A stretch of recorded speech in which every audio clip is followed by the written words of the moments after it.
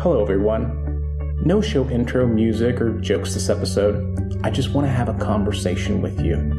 Why do we do what we do? Of all the ways to live a healthy lifestyle, we choose running. Or assume that if you're listening to this right now. It's hard, incredibly hard. It means early mornings, exhausting long runs, lung-burning speed work, sacrifices by yourself and your family. Running is incredibly difficult. There are so many reasons why it's hard, and an equal amount of reasons why we do it. Why do we choose to be runners? Well, every runner has a story, and this is mine. We all have dreams. In order to make those dreams come into reality, it takes an awful lot of determination, dedication, self-discipline, and effort. A quote by the great Jesse Owens. I had been overweight all of my life and childhood. It's no real mystery what the cause of that was. I ate poorly and I didn't exercise enough. The weight problems only became worse once I was out of college and settled into my family life. I'm sure it's a very common issue with many people. Stresses of work, day-to-day life, and it put me into patterns of habit that just became the way things are now. Wake up, go to work, come home, watch TV, rinse and repeat. The same thing was true with my eating habits, and everyone loves to eat, and I am a great cook. Eating became fun, and then it became entertainment for me. When something becomes that enjoyable, you do it a lot. Eat, drink, and be merry. That was my theme song. There are always consequences to excesses in life. By 30, I was pre-diabetic, I had high blood pressure, and I had the worst case of sleep apnea the doctor had ever diagnosed. To this day, I'm still not quite sure where I topped out at, but I weighed well over 300 pounds. I drank way too much, and that was putting stress on my marriage and my young family.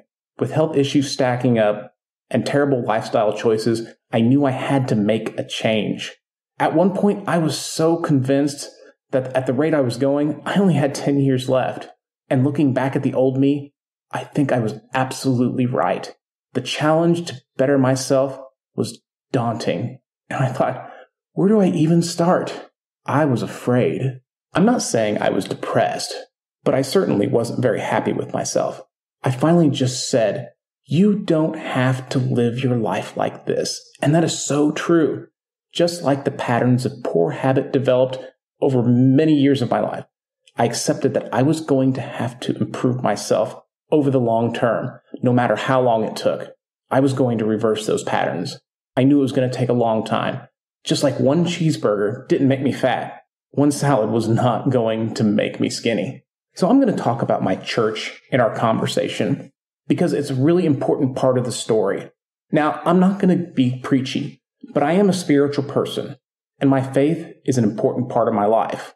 And again, it's an important part of the story too. This was about the time I started attending church, really attending church. Now, I would show up off and on throughout the years. I would be the Christmas and Easter person. But by this point, I was now a regular. It's easy to be a casual Christian and just show up to church. You put on some nice clothes and you be social and you sit through a sermon. I think that younger men really struggle with lackluster faith. And I know that I did back then. There are probably many reasons for this struggle, but for me, I believe it was a control issue. Guys seem to have that go it alone or I got this attitude. When I came to the realization that I don't got this, I made that last step in truly changing myself for the better. I began to truly attend church and softening my heart and building relationships with some of the best people I've had the honor to call my friends. And also, we didn't know this yet, some of them were going to be my future running partners. I'm going to make a change for once in my life. Man in the Mirror by Michael Jackson. So what does a guy do when he decides to start something new? Well, he goes out and buys a lot of stuff, and I was no different. At this point, it was about a year later after my dedication to self-betterment and new journey. I had lost around 60 pounds, and I was feeling really good about myself. This period of weight loss was done with just better eating and portion control. It was pretty simple. While losing weight is never easy, the first big chunk came off with just a few lifestyle changes. Unfortunately, like what happens to many people, I plateaued. I was stuck at a weight and I couldn't budge anymore. So here comes the stuff I was talking about.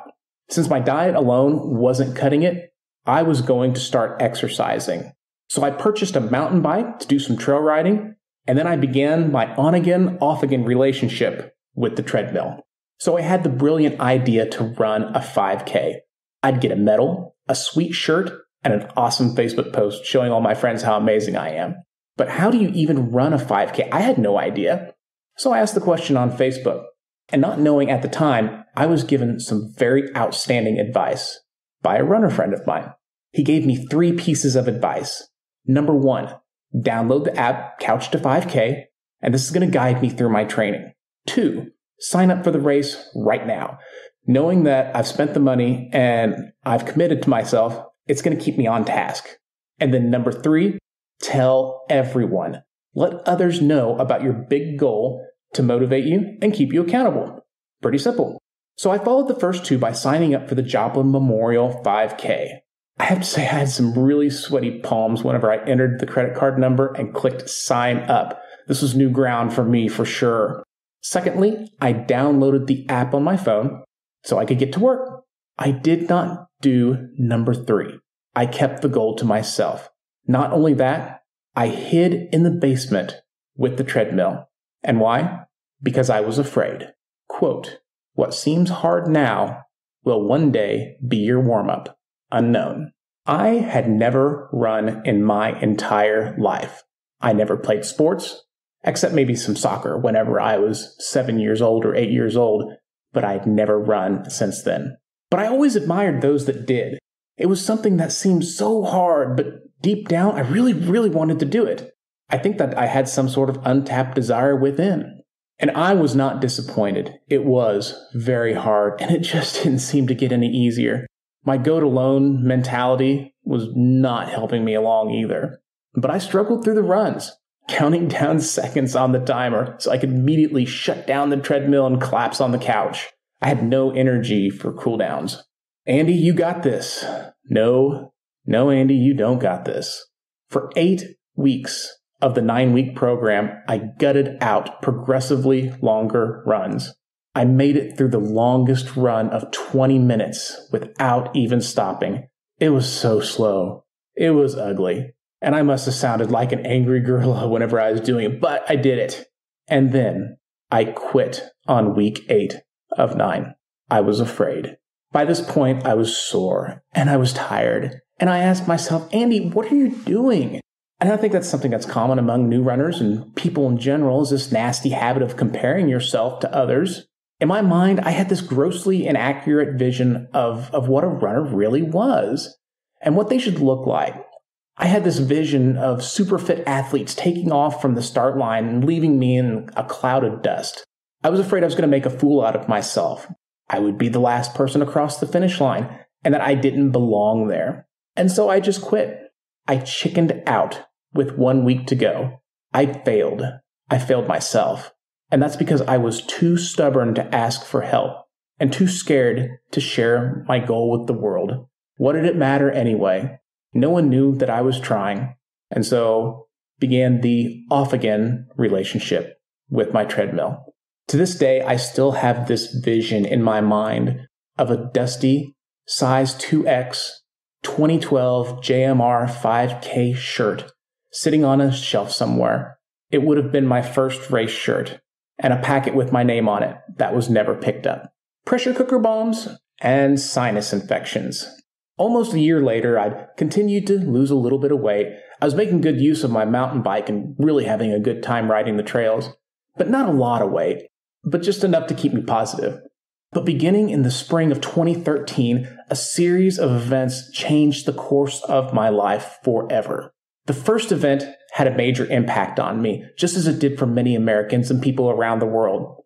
At that time, like most Americans, I had no clue the Boston Marathon was going on, or what a huge deal this race is in the running world. Pretty much the only thing I would know about it is some snippet on the news saying that the Kenyans had dominated the race again. Although this particular Patriots Day, 2 bombs, just seconds apart, tore through the finish line of the marathon. We all became very aware of what the Boston Marathon was. We've all seen the images and the videos of the bomb blasts at the finish line and all the injured people and the dead. But I became fixated by one video in particular. And I watched it multiple times on YouTube. And what it was a wide shot of the finish line. Runners coming into the finish line after making that iconic right on Hereford Street, left on Boylston, and finishing what they had started 26.2 miles prior in Hopkinton. In the video, I was fixated on one particular runner. It wasn't the bomb going off immediately behind her. It was what she did. With the finished chute around her turning into a plume of destructive rolling white smoke, she was unfazed. She focused on her goal. The world was tuned out. She took her final strides across the finish line and calmly looked to her wrist and stopped her GPS watch, only then to turn around and see what terror had just occurred. I watched this video many times, and I knew that for some reason this was significant to me, but I didn't know for what reason. This memory was just filed away in my head, only to learn its true significance 2 years later. Shortly after the Boston bombings, I found myself sitting in Dr. Harold Smart's office with one of my typical allergy-induced sinus infections. We've known each other for years, and we also attend the same church. After checking me out, we had a discussion about church. Harold had an idea, and he was bouncing it off me.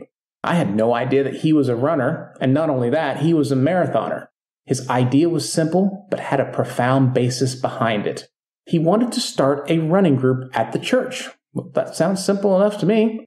He explained the purpose.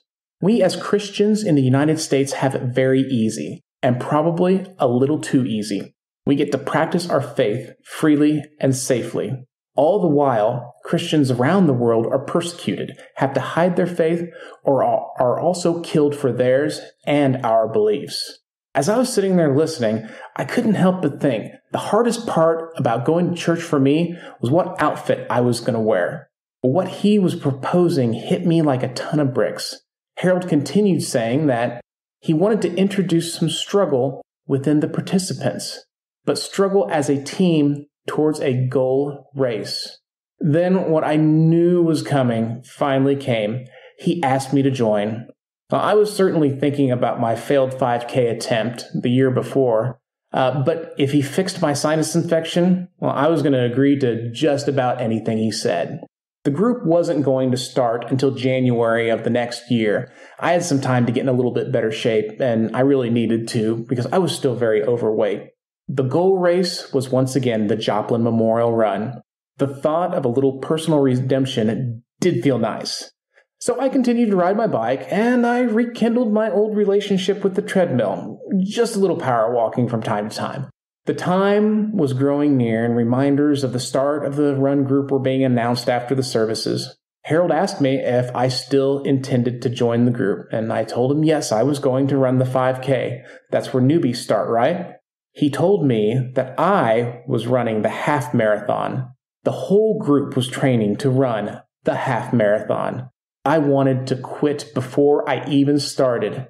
The first of many times I wanted to quit once the group started. I was afraid. Sometimes we make things harder on ourselves than we really have to. And that's not always a bad thing when you want to test your limits or push the boundaries of what you thought was possible. I made the choice that if I were going to do this running thing, then I was going to be all in. I made it my goal to only run the workout, no walking. No matter how hard it was going to be, I was going to be a runner. So on that first cold January morning, in inappropriate shoes and thrown together workout clothes, I left the safety of my basement and took the first steps of many towards the half marathon finish line. This time was different though. I was not alone. If misery loves company, then I was in great company for the next month. After that first run of a half a mile on the first night, I crashed on the bumper of my Jeep and swore aloud, I can't do this. I've told myself this before and was ready to quit right then and there. The difference this time, though, I had others telling me, you can do this. As the group progressed, and also the miles, my body screamed in revolt. of the torture that I was putting it through. At one point, I had a brace on both ankles, one knee, and my lower back ached all the time. To this day, the hardest run I've ever run in my life was during this time. Alone, on a cold afternoon, I made an ultimatum to myself. Today, I'm going to finally run a 5K. If I fail, I'm quitting the group and I'm never running again. So obviously I did it, or you wouldn't even be listening to this podcast. I did, however, almost quit at 2.5 miles. But, why not? I'd given myself an out. When setting off on this challenge, I gave myself the option to fail. If I didn't make it, I quit. Then, when things got hard, the dark voice that always comes creeping in my head said, "You don't got this." But this time was different. I had people relying on me. The run group, a team of people of all different talents and abilities, a team focused on the same goal. And I needed them just as much as they needed me. And I wasn't going to let them down. And there's a lot of strength and comforting in, we got this. As I painfully finished my last lap around the track, I looked at my distance on my phone. 3.0 miles? Crud! A 5K is 3.1! So I must have looked like a complete fool making laps around my Jeep, waiting for that 0.1 to finally come. Or looked equally foolish after it finally did, and I raised my hands to the sky and screamed as loud as I could. To this day, that was one of my most memorable finish lines, and no one was there to see it, and I was no longer afraid. After that day, I've stood at the start line of many half marathons, marathons, and 50Ks, and I've never been afraid, because I've never been alone. Quote, "Never, never, never give up." Winston Churchill. It's amazing how the words of a person, even a total stranger, can have a major impact on someone. Well, after having my major mental breakthrough by finishing my first unofficial 5K, my body was still a wreck. I was working towards my goal on a poor foundation. My shoes were terrible and were not appropriate for the demands that my body were asking of them. They were cheap big box shoes. If the foundation of a house breaks, everything else above it comes crumbling down, and this is what was happening to me. It was time to get a professionally fitted pair of run-specific shoes. That meant I needed to go to a dedicated specialty running store. And this made me very nervous, because I still didn't consider myself a runner. I was making a return to that fear of judgment, of comparing myself unfairly to others. And I felt like I was going to a place that I didn't belong. Well, wrong again. When am I going to learn? I was greeted by a tall, lanky fellow that looked like he was ready for a trail running magazine photo shoot. I mean, this guy was a runner. And he asked how he could help me. And I said, well, I was in need of some good running shoes. Well, gait analysis time. He asked me to walk across the room. And I've never really paid any attention to my gait. My brain just tells my feet to move, and for the most part, they get me from point A to point B. So I walked across the room, and I was hoping I was walking correctly so that way he could get a good analysis of me. He then said, I usually don't do this, but could you run on the treadmill for me? And this was a new experience, having someone stare at my feet while I ran on a treadmill. So we went to the back, and he returned with a pair of size 10.5 Brooks Ghost 6. They were beautiful, and they felt amazing on my feet.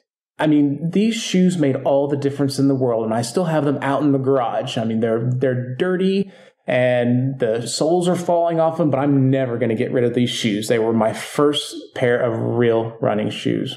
But then I'll never forget what he said to me next, and I truly believe that he was being honest and this was not a sales pitch because I'd already bought the shoes. He looked me in the eye and said, I run 50-mile ultra marathons and I would love to have your feet.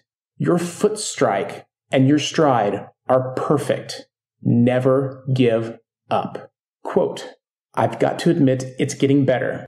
A little better all the time. Sir Paul McCartney. With new shoes and a new attitude, everything was getting better.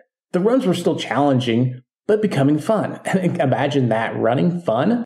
The group was coming together. New friendships were being made. There was ample support and accountability. And as for myself, my body was adapting and getting stronger. My back no longer hurt. The knee and ankle braces were gone. I was eating right and losing weight in a consistent and healthy way. I felt great. And I look back on this period as one of the best personal times of my life. I was growing spiritually too. The entire group was. When people struggle together, it makes the burden that the individual carries easier to bear. That's the purpose of a congregation. We assemble and worship in a building, but the church is in us. Worship comes with us out on the roads, and amazing things happened. The group also brought people together. We're not a very large church, but between 3 services, there are people I've never met. I go to my service and other people go to theirs. This group brought people with the same interests from different services together, building friendships, praising together, praying together, working hard together, and all fighting towards the goal together. Full circle. Fast forward a year from completing the Joplin Memorial Half Marathon with the group. I kept going because I just wasn't done yet. And on a crisp April morning, I stood in downtown St. Louis, watching the sun rise behind the Gateway Arch. Before me was a finish line that marked the end of an incredible journey, and only 26.2 miles separated me from that journey's end.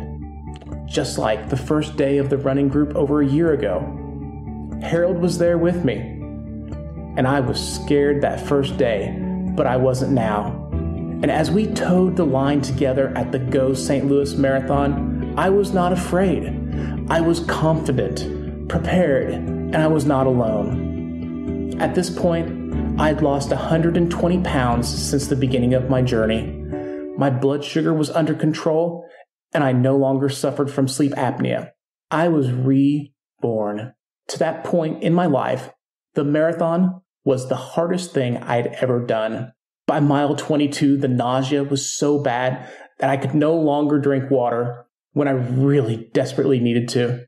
It just would have ended up on the pavement, so I went without.